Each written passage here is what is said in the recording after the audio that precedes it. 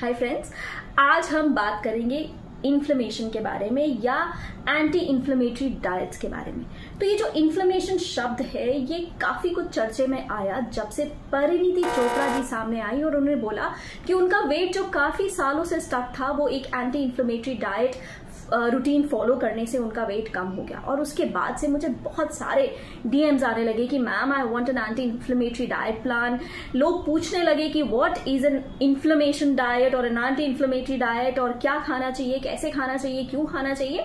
तो चलिए आज हम सबसे पहले बात करते हैं कि इन्फ्लेमेशन होता क्या है, इन्फ्लेमेशन क्यों होता है और कुछ सिम्टम्स के बारे में बात करेंगे जिससे आपको ये पता चल जाएगा कि आपको इन्फ्लेमेशन है या नहीं है और आपको इन्फ्लेमेटरी डाइट फॉलो करनी चाहिए या नहीं करनी चाहिए। सबसे पहला सवाल है कि इन्फ्लेमेशन होता क्या है। बेसिकली इन्फ्लेमेशन आपकी बॉडी का बिल्ट इन अलार्म सिस्टम होता है।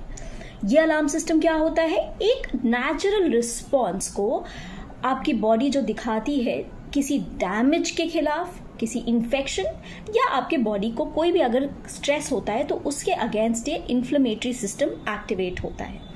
हमेशा के लिए खराब नहीं होता है but basically it's how your body heels and protects itself. ये अलार्म जब कभी शट ऑफ नहीं होता है, that's when the real problem arises.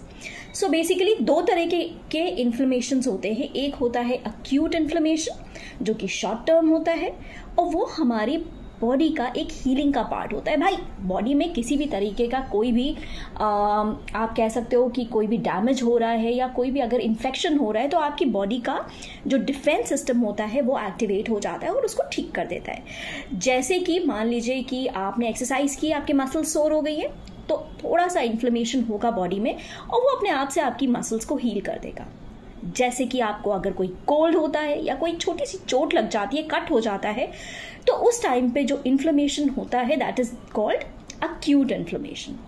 दूसरा होता है क्रॉनिक इन्फ्लेमेशन जो कि लंबे समय से चलता आ रहा है, लो ग्रेड होता है और धीरे धीरे करके it becomes damaging over time.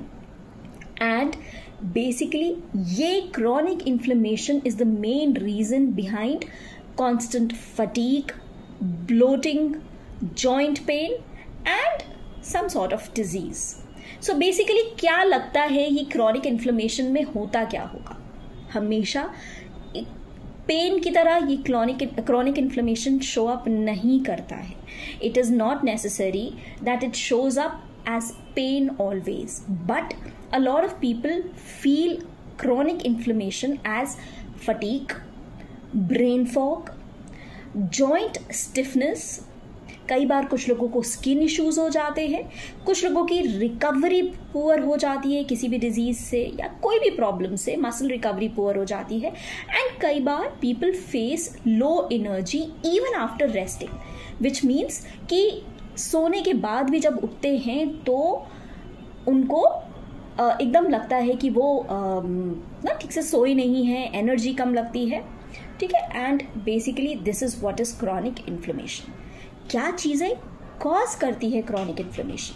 अगर हम बात करें तो जितने भी प्रोसेस्ड फूड्स होते हैं और अल्ट्रा प्रोसेस्ड फूड्स होते हैं ये क्रॉनिक इन्फ्लेमेशन कॉज करते हैं।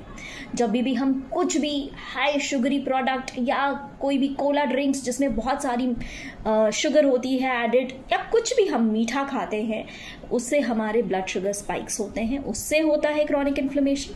हमारी गट हेल्थ अगर पुअर है तो हो सकता है। हम अगर ठीक से मूव नहीं करते, हमारी सेडेंटरी लाइफस्टाइल है, तब भी हमारा क्रॉनिक इन्फ्लेमेशन होता है। अगर आपकी स्लीप प्रॉपर नहीं है, अगर आपकी स्ट्रेसफुल लाइफ है और अगर आप अल्कोहल या स्मोकिंग या किसी भी तरीके के टॉक्सिन एक्सपोजर में एंगेज करते हो, so that is one thing which causes chronic inflammation.